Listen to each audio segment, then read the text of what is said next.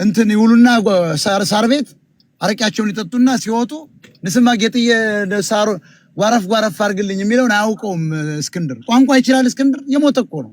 እንዴት አድርገው እንደሚከተለው ሰው አይገባኝም። ምንድነው አሁን መቸለስ ሰምተሽዋል?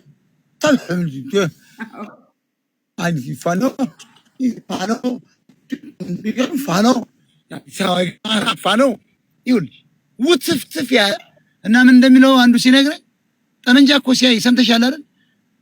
እሷን አፈሙዟን እሷን ወደ ታች አርጋ እሷን ነገር አዙራት ተመልከች።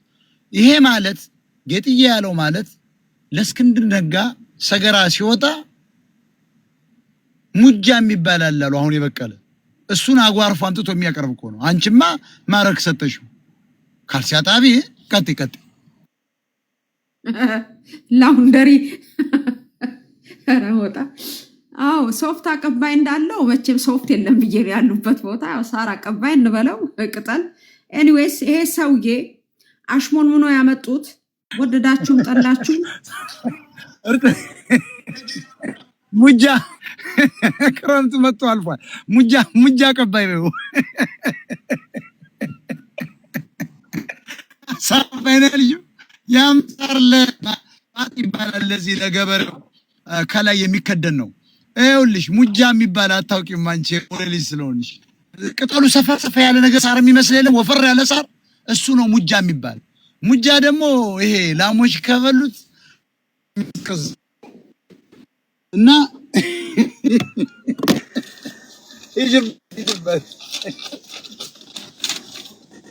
ነጋ የሰገራ ሙጃ አቀባይ ብለነዋል።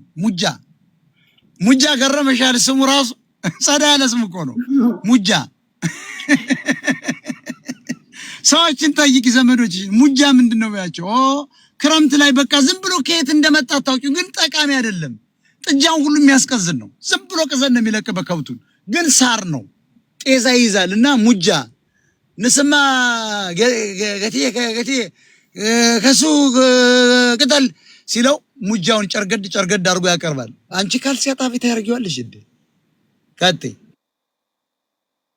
ላውንደሪ አይገባው ነው የምትለኝ?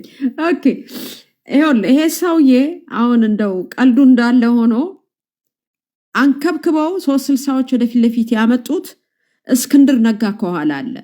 ይሄ አማራው የተዋረደበት የወደቀበት የተፈናቀለበትን ትግል እስክንድር ነጋ የትጥቅ ትግል ወጣው ብሎ የአማራውን ወንዶቹን የዋህ ናቸው የአማራ ሰዎች እንደነ ውባንተ አይነት ወንዶችን ቀበቶ ያላቸው ወንዶች ከኋላ ካስደፉ በኋላ አሁን ትግሉን ወዴት እየወሰዱት ነው ካላችሁኝ፣ የትጥቅ ትግልነቱ ቀርቶ የአፋድ አፋጎ አፋበሃ በሚል ድርድርና ስልጣን ለመያዝ እየተጓዙ ነው። ታምር እኮ ነው የምታየው። አማራ እኮ አይደለም ውሸቱን ነው። አሁን ልደቱ አያሌውን እኛ ነን አማራ እናርገው ብለን የምንፎክረው አማራዎች የሚፎክሩት እንጂ እኮ ልደቱ አያሌው እኮ እንኳን አማራ ሊሆንልሽ አማራ የለም የሚል እኮ ነው። ገብቶሻል? ዘውጉ ነገዱ አማራ ስላልሆነ አባቱም ደግሞ በዚህ በጽላት በምን ተገርፏል ነበር ሞጣ ላይ የዚያ ቁጭት አለበት። አሁን አባቴ የመጀመሪያውን አካውንቲንግ ይሰማሻል? የመጀመሪያውን በምግብ ቤት ከፍቶ አካውንቲንግ እያስፈረመ ያበላ ነበር አላለም? ውሸት ነው አይደለም። በጽላት በምን በቤተክርስቲያን ብራናዎች ምናምን እኮ ከላሊበላ እኮ ተባሮ ፈርቶ ሞጣ መጥቶ እዚያ ደግሞ አፋርሳታ ይባላል ማለት አውጫጭኝ ማለት ነው። አውጡ ሲባል ይሄ ሰውዬ በዚሁ ተግባር ለመደ ነው ተብሎ እኮ በጅራፍ እኮ አንድ ነው። እኔ አባቴ ነገረኝ፣ የልደቱ አባት። ይሄን አንቺ አታስታውሽም? የኛ አባት ነው ነገረኝ። በጅራፍ ነርለን ያባረርነዋል ተነክቶበት ማለት። ከዚያ በኋላ ከሞጣ ተባረረ ማለት። ያ ጥላቻ አለበት። ለምሳሌ እንደመለስ ዜናዊ አባት ባንዳ አይደለ የባንዳ ልጅ ምናምን ይባላል። እና ይሄን ቁጭት ነው አሁን ይዞት የሚክበው።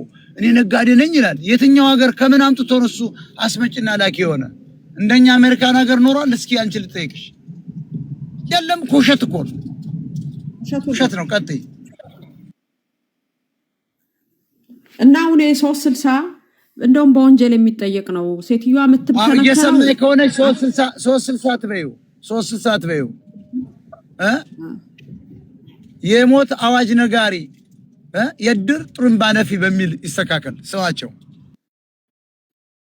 አው የድር ጥሩምባ በጣም ከባድ ወንጀል ነው የሰሩት። እንዴት ብትል እንደ ዘመድኩን ገዳዮቹን ያቋቸዋል። አራጆችና ቪዲዮ የሚቀርጹት ሰዎች ሚልኩት እነሱ ናቸው። በዚህ ምክንያት ነው ይሄ ስሙን ሜታል ማንደፍሮ የሚለው እሱን እንዳትለቀው ላምጣልሽ ፎቶውን። ሜታል የሚለውን እሱ ወሎ ነው፣ በወሎ ነው የሚገናኙ እና የልደቱ አያሌው እና የሀብታሙ ጓደኛ ነው። ሌላው ኢየሩስን እንዳትረሻት። የአማራ የተገደሉ ተማሪዎች የዩኒቨርሲቲ ተማሪዎች አንድ እርምጃ አልሄደም።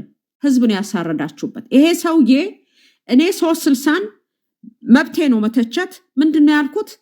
መጀመሪያ እነኛ ሰዎች ወለጋ ሚውን መተከል ከመታረዳቸው ወይም በቀስት ከመገደላቸው በፊት ገዳዮች እንደሚሄዱ ያውቃሉ፣ መረጃ አላቸው። ቪዲዮ ቀራጭና አራጅ አብረው ነው የሚሄዱት ተቀጣጥረው።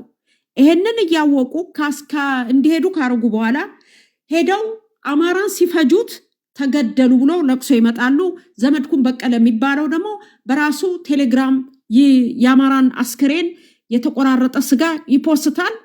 ያንን አማራውን ሆዱን ያባባል፣ ያስለቅሰዋል፣ ትራማታይዝድ ያደርገዋል። በሳምንቱ መጥቶ ደግሞ ጎፈንድሚ ከፍቶ ይዘርፋል። ይሄን ነው ሲያደርግ የኖረው።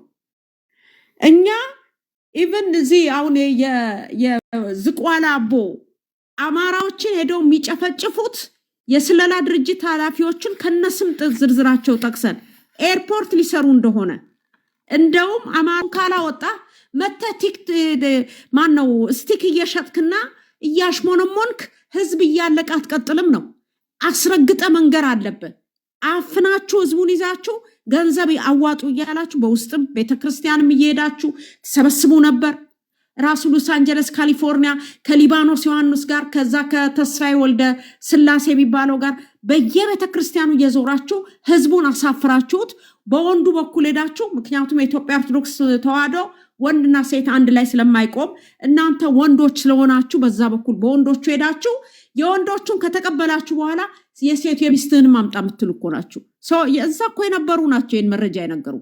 እኛ ዝቋላ አቦ የአማራን ሞለክሴዎች ሲጨፈጭፏቸው በቆንጨራ በገጀራ አማራ ስለሆኑ ነው፣ ኤርፖርት ሊሰሩ ነው።